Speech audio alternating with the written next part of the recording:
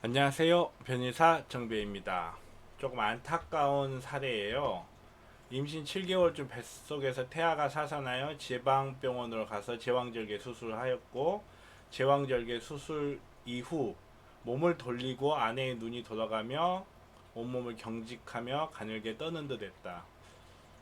어느 정도 호흡이 정상으로 돌아오고 의식이 말짱해졌다고 해요. 신경외과 호출하였고 이후 CT나 뇌파 검사를 해보자고 했다고 하네요. 40분 정도 지난 때 아내의 상태는 멀쩡했는데 갑자기 심한 호흡곤란을 일으키면서 경련하고 돌아오기를 반복했고, 중환자실로 옮기다 코드 블루, 심정지, CPR까지 실시했고 중환자실에 옮겼다고 하고 사인은 폐색전증이었다고 해요. 아, 폐색전증인 걸 알았으면 절대 움직이지 않은 채 혈전용해제 같은 약을 복용하면 쉽게 나았을 것이다. CT 검사 결과 나오지 않은 상황이었고 움직였다 증상 충분히 인지하고 있었다. 움직여도 된다는 말에 이런 일이 일어났다고 생각을 하시네요. 일단은 폐색전증이라고 했는데 지금 증상으로 봤을 때는, 환자분이 일으켰던 증상으로 봤을 때는 양수색전증이 아닌가 하는 생각이 들어요. 폐색전증은 말 그대로 폐에 색전증이 발생했다는 뜻이고, 양수색전증이라는 건 색전을 일으킨 물질이 무엇이냐, 혈전이 막혔다면 혈전색전증이 될 거고, 지방이 막혔다면 지방색전증이 되겠죠. 양수에 의해서 폐에 색전증이 일어나면 양수색전증이면서 폐색전증이 되겠죠.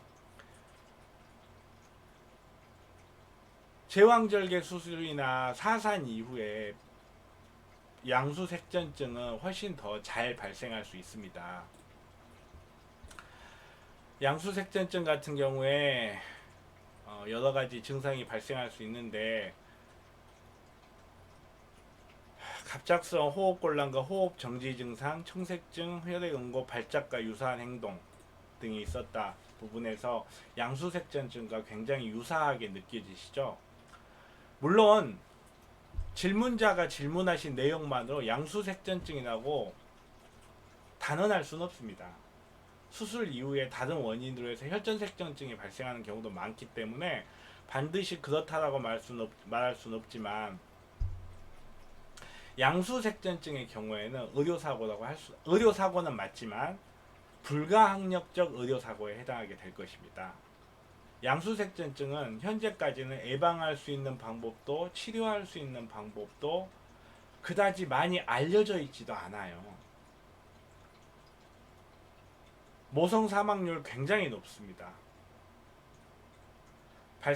나아진다고 해도 신경학적 후유증이라든지 기타 후유증이 발생하는 경우가 많죠. 환자를 움직여도 된다고 해서 그 움직인 것 때문에 환자의 상태가 더 악화되었을 거라는 생각은 들지 않습니다.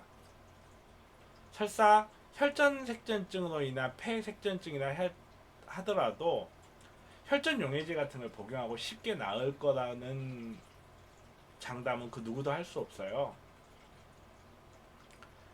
현재 중요한 정보가 몇 가지가 누락되어 있기 때문에, 이것이 의료진의 과실이 있다, 그리고 의료진의 과실에 의한 의료사고다, 아니다를 분명하게 말씀드릴 수는 없습니다. 다만 만약에 양수색전증이었다면 그는 불가항력적 의료사고에 해당하게 될 것으로 보이고요. 이런 불가항력적 의료사고의 경우에는 의료분쟁조정위원회 등을 통해서 의료진의 과실이 없다 하더라도 무과실 배상을 받을 수 있는 가능성이 좀 있습니다. 확실치는 않습니다. 가능성이 있습니다. 그리고 폐색전증이었다면 의료진의 과실이었을 가능성이 좀 높습니다. 혈전에 의한 폐색전증이었다면 의료진에 의한 과실일 가능성이 높은데, 그것이 나중에 진단이 늦어졌기 때문에라고 보기는 어려울 것 같고요. 혈전색전증이 발생한 원인 부분에서 의료진의 과실이 발생했을 가능성이 높습니다. 현재 질문자의 질문 내용에는 그런 부분이 전혀 없기 때문에 100%뭐 이렇다 저렇다라고 말씀드리기는 어려워요. 일단은 어찌 됐건 아내분께서 뭐 사인이 나왔다고 하시는 걸 보니까 불기의 객이 되신 것 같은데 그 부분에 대해서는 삼가 고인의 명복을 빌고요. 현재 질문하신 내용만 봤을 때 다시 한번 말씀드리자면 양수색전증이 원인이 된 폐색전증이었다면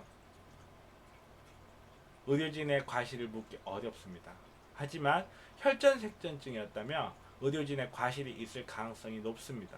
이런 경우라면 진료기록부 사본을 확보하셔서 의사 출신의 변호사나 혹은 의료소송 전문 변호사를 찾아서 상의를 해보시는 것이 좋을 것 같습니다. 오늘 이만 마치겠습니다. 다시 한번 삼가 고인의 명복을 빌겠습니다. 이상 변호사 정변이었습니다.